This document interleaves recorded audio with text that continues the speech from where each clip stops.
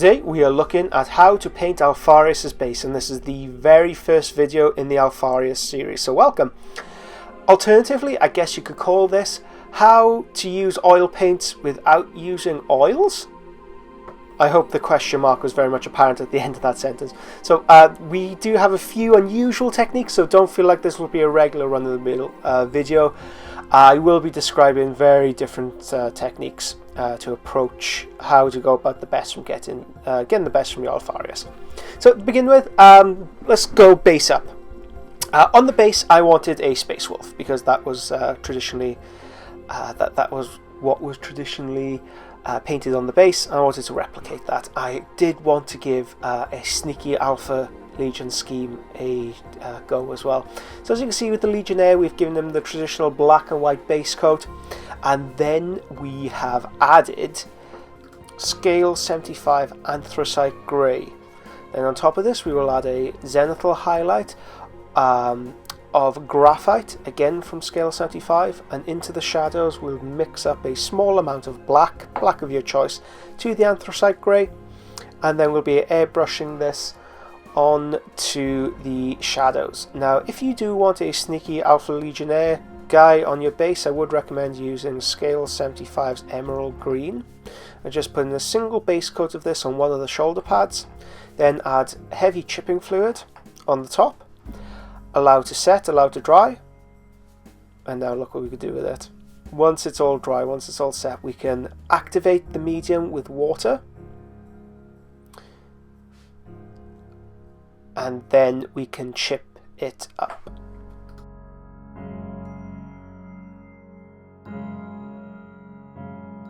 In order to chip up the medium, use warm water, spray consistently on top of the area where you have placed the heavy chipping fluid. Then we need to take a stiffed bristle brush. In my case I'm using one of the cleaning agents, one of the cleaning brushes that I bought with my airbrush. I find between the metallic central spine and the very stiff bristles I'm able to create some really nice effects, either bullet markings, bullet wounds, or just generally fading and weathering.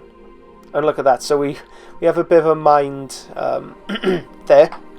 So he's killing a space wolf, but it's also an Alpha Legionnaire. I mean, what's going on there? So the reason why I wanted an Alpha Legionnaire being killed on the base, this is a nod to Anusha's base. So Anusha's the lead forgeal writer for the Horus Heresy at the moment. And he, on his base, as soon as I saw it at the open day, I knew I had to do something similar. So that's a nice shout out there. Thank you very much, Anush, for the inspiration. Okay, for the base itself, we have given it a base coat of scale 75's black primer. We have then given it a white overcoat using Medea Comart Opaque's white to sketch out the rough tones in which we want to build upon. And then I'm giving the entire base a coat of life color reddish stone. Now I've slowed down the video so you guys can see how I manipulate the airbrush and what shadows I hit here. So on top of this we're using green, Boreal green by scale 75. Now when we add colours onto bases which we traditionally think is very neutral places, lots of kind of greys, browns, back in the good old days used to be goblin green, but if we want neutral bombed out areas, especially urban rubble, we don't necessarily think to include primary colours or just saturated colours onto the base. But I would suggest that you add cool colours, greens, very dark blues onto the base, just to give them a lift, just to give them some kind of colour interest. When we start adding weathering powders, oils that are not oils, that'll be explained later, you'll see a much more attractive variance of colours than just sticking to the same old drab, boring greys, beiges, etc. When we introduce colour, we introduce interest. Next up, we are using green stone, again from Life Colour, and this is part of the Life Colour set that I previewed in the last video. I believe it was in Valdor's as well. But you could buy these colours individually. I get them through airbrushes.com, but they're also available through Wilder website and on Amazon. So I'm just adding a top coat to this, so any slips of the green, any of the green that looks slightly too aggressive, I can pare back with this stage. Now this goes on as a zenithal highlight, and don't be afraid to clip some of the green and give texture and light balance to the base.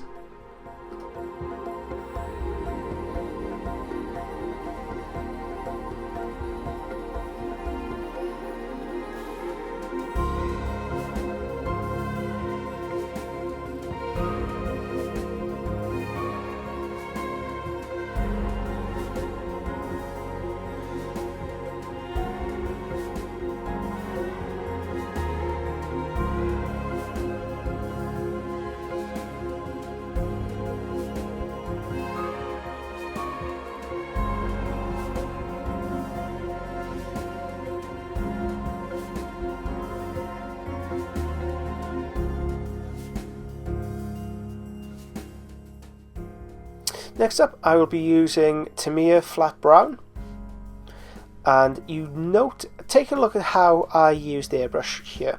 So this isn't in generalized sweeping motions that we've done up until this point. I'm going in short, sharp bursts in order to impart some texture onto the base. I don't want a uniform coverage. I want something that's speckled, something that's broken up, something that looks natural. More so than anything else, I'm targeting the shadows, places that would naturally accrue dirt, damage, wear and tear, and that's me dropping the base. But anywhere that you can feel uses a bit of interest, again a bit of mud or maybe some a pre-coat of the weather and powder, feel free to dash it on. Remember, uniformity kills interest at this point. Whenever we look at a battlefield, it is a multiplicity of different colours, textures, just all bombed to hell. And it should be no different here. Don't aim for uniformity, aim for interest. Aim for chaos, because the hardest thing we could do as painters is not to paint symmetrically. Just as human beings, that's how we wired to be. So let's try and buck the trend. Okay, great up.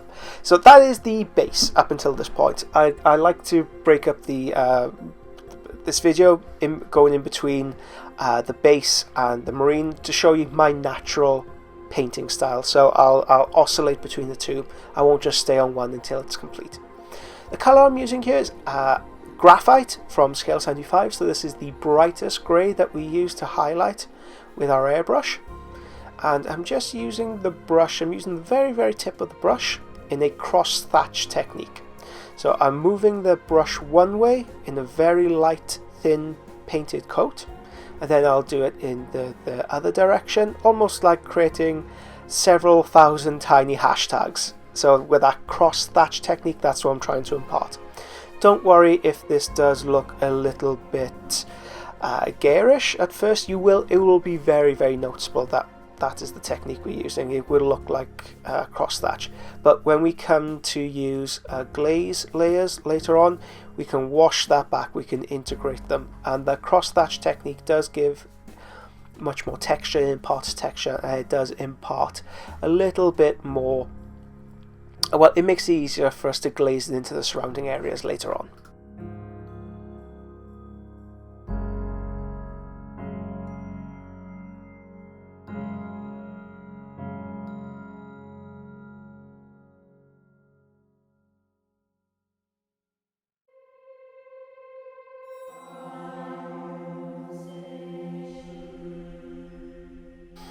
When edge highlighting the miniature, don't be afraid to impart texture. If you find this stage as boring as I do, you will add the occasional scratch here and there just to give it a bit of life. By all means do so, but it is important that we do add a edge highlight to the raised armor places on the miniature that we want to draw attention to. So it's very important we include it in these spots.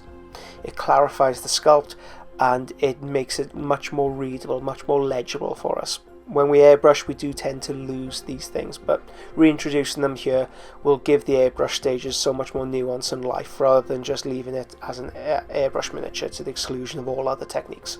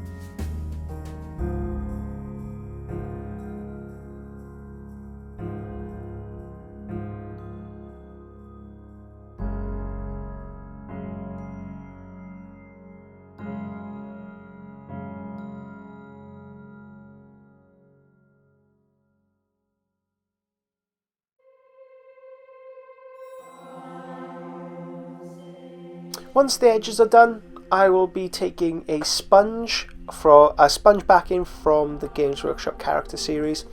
So if you ever buy a Primark, hopefully if you are following along with this, you would have bought an Alpharius.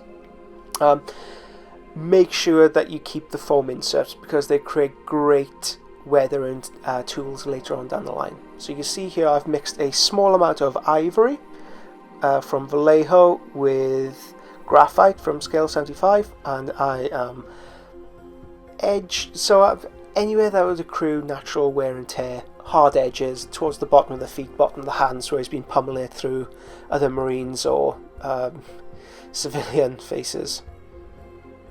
All these tiny little scratches will impart a sense of narrative. Where's this guy been? Who's he been killing? Who's he been kicking up in the air?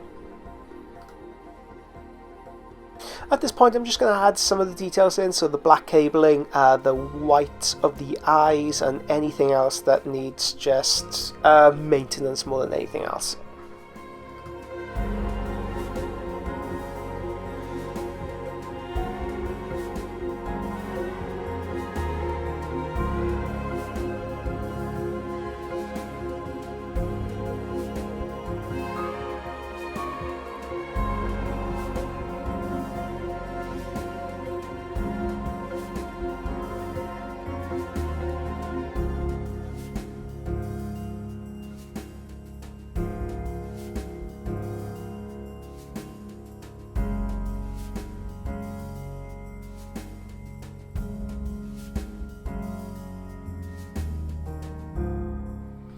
The gold trim is painted using gold from Vallejo Air's range of metallics. Beautiful range of metallics, flow really nicely off the brush. Now this gold is very, very cold in appearance, and I thought it would be very appropriate for the Space Wolves.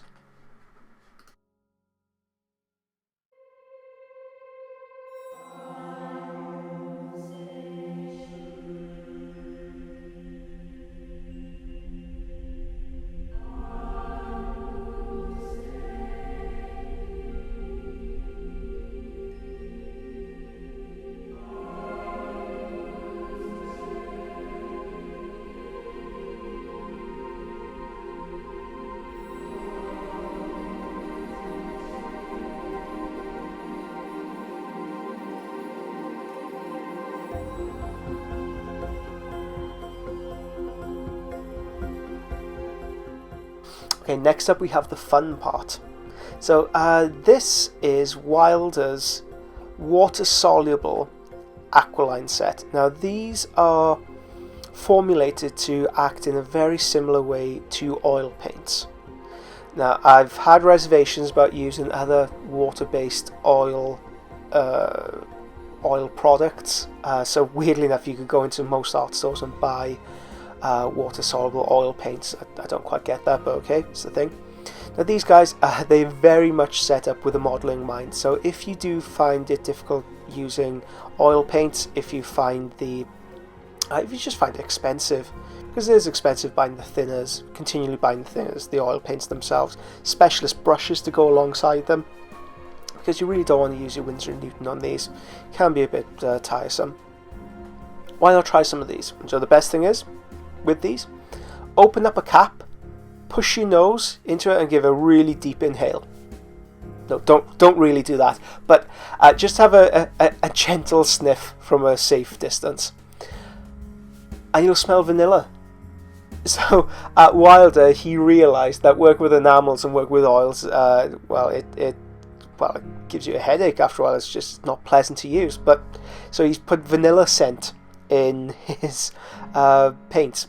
So what I've done with the Space Wolf is add it to the bottom of his greaves, and then I've blended it in gently with my finger. Here, in order to give me a pin wash effect, I've mixed up water and washing up liquid. So why washing up liquid? Well, it breaks the surface tension of the miniature. So this is an old, really old military modeler trick. When we add dishwasher soap, in effect it acts a little bit like gloss, in that paints, when we add on top of it, become a lot more predictable. They flow into all the gaps or the recesses, and they won't be naturally attracted to the majority of the mixture. As you can see here, it's just falling into all those little gaps, creating a pin wash. Now, another advantage about using these paints, unlike other water-soluble paints that we use, especially acrylic, these things don't really start to set until 28 to 48 hours afterward. So you can manipulate them in exactly the same manner as oil paints. In fact, I would encourage you to leave it for 24 hours at least. They move very, very easily after only a few hours. And if you want to do oil streaking, pin washing, they can be a little bit tricky to use, purely because the pigment moves around very, very easily. So we need to allow an extended curing time, no different to how you'd manipulate oil paints. But the beauty is, it's water. We could just take some water from any source to reactivate it, push it, pull it, exactly in the same manner as oil paints. From the brief trial I've used here, you get the same opacity, you get the same richness, and they are just very, very easy to use. So I'm very impressed with these so far. I do want to do a few more experiments with pin wash and other marines, but if you wanted to find alternatives to difficult to use, or if you find them difficult to use oil paints, this is a possible solution.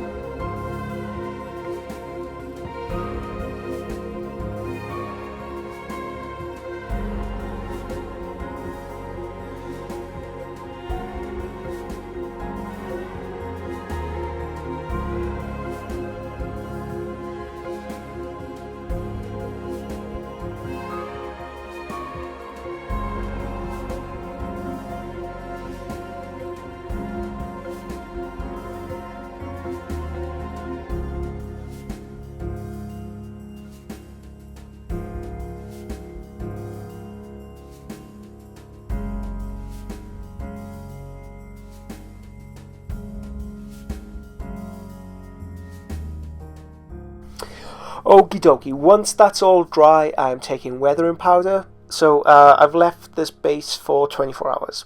I'm coming back to this the next day.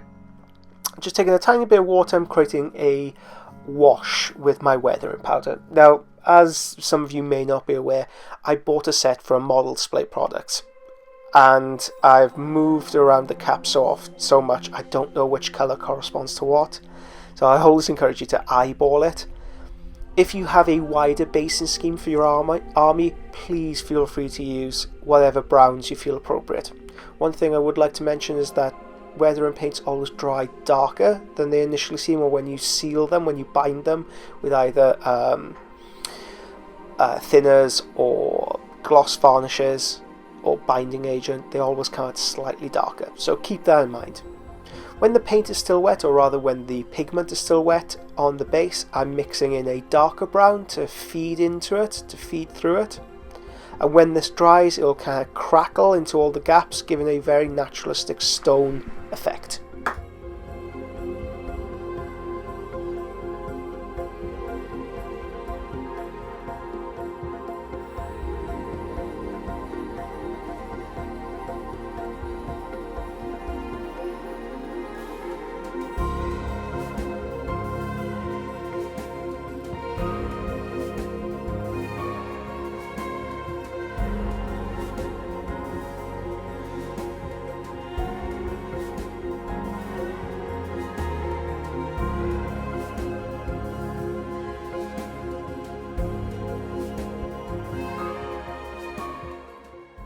Okay, here's the real test on the marine itself. It's 24 hours later. Let's see whether I can manipulate any slips. So I've just put pure water. It's not wet. It's a damp brush. I'm just moving it back and forth to lift off any stray black, and it's just coming off like a dream. So the brushes I'm using are the Games and Gear brushes. I tend to use these for oil paints now. Because I don't want to use my best brushes on this. You can buy specialist brushes from Rosemary & Co. I find you still want that soft hair. In fact, it's better. The cheaper the brush, the better. But these Games and Gears brushes were well, I just wanted to get in the whirl. So I'm just activating the water and wiping it away, and you can see that, so if I wiped over the backpack with oil paints, it would stain the underlying layer. Here it just lifts off much neater. I'm not sure whether because it's the relative drying times, because of the agent itself, the medium. I would like to experiment with this more, and it is such a relief. Such a relief. Not feeling greasy after a painting session, especially with oils. I feel like the fumes kind of get into my pores. I know, first world problems, but with this stuff it's a lot more pleasurable having the smell of vanilla in the air than turpentine.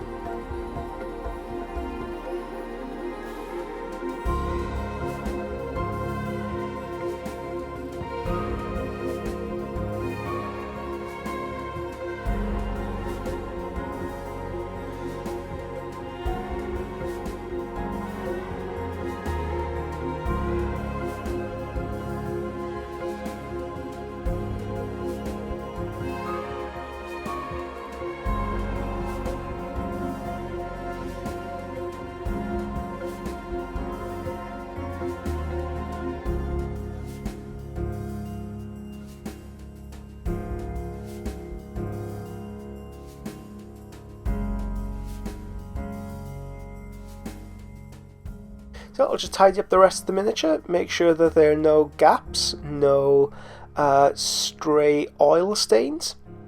Please do let me know if you do experiment with this stuff. I'd love to see what you get up to with it. If there's any feedback you could give me, any problems, any unusual uses you could find with it, because I'm sure this would go really, really well with staining technique we've talked about in previous lessons. Okay, so for the final portion, let's paint the eyes. I'm going to repaint the eyes white because the wilder aqua line got in there and kind of darkened everything down. So I'm going to allow that to fully dry completely, then add white on top. Then I'll use blood red by scale 75. I'll add a small amount of hot orange and then white to highlight the eyes. And then finally, to finish it off, I'll add some purple into the shadows. So a very similar way to how we paint other Space Marine eyes. And that will be it for this video. Thank you very much, guys, for joining in. I hope you've enjoyed this, and please get in touch if you do anything with the Aqualine set. Actually, so you can see what I'm doing here. I'm just reattaching a few of the top highlights here and there.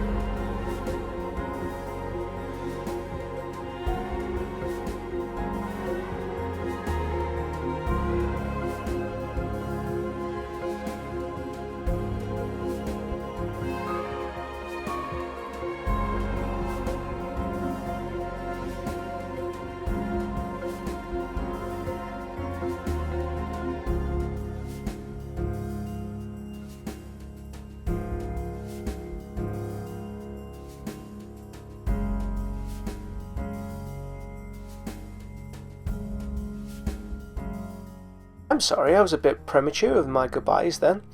So this portion here, On the official artwork, it looks like there's some kind of plasma leaking out of him, which I was really keen to recreate. So I've used Jordalin Turquoise from scale 75, and then I've added white onto the top.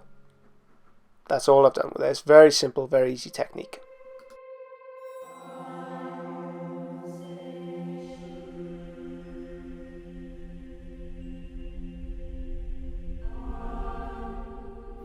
I'll seal the base with matte varnish, and now once that's completely cured, I'm coming in with Vallejo Ivory, and I'm using the edge of this brush just to pick up on the highest points of light, so to impart a bit more texture onto the piece. Again, with airbrushing, with oil washes, pin washes, with weathering powders, you do tend to lose a little bit of the sculpt, so this final dry brush stage really brings everything to the fore.